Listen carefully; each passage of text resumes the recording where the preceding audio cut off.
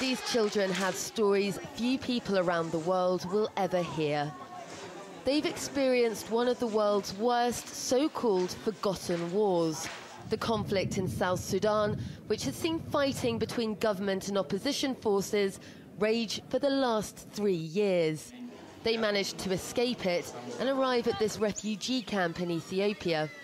But the conflict is spreading and reaching areas of South Sudan previously untouched by the war, like central Equatoria, which used to produce huge amounts of the region's food.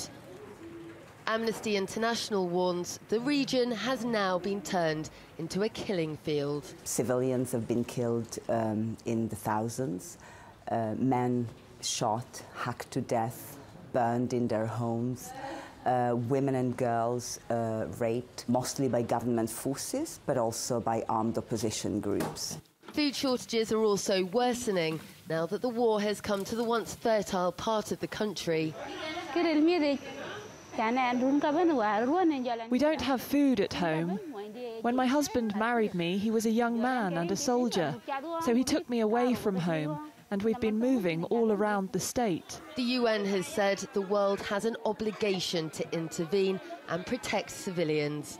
But it's estimated that tens of thousands of people have been killed so far in South Sudan's civil war, and millions have been displaced. Attempts to halt the violence haven't worked, and the conflict is getting worse. Despite calls for immediate intervention and help, there's no real idea of what that intervention would look like and if or when it will come. Sara Firth, TRT World.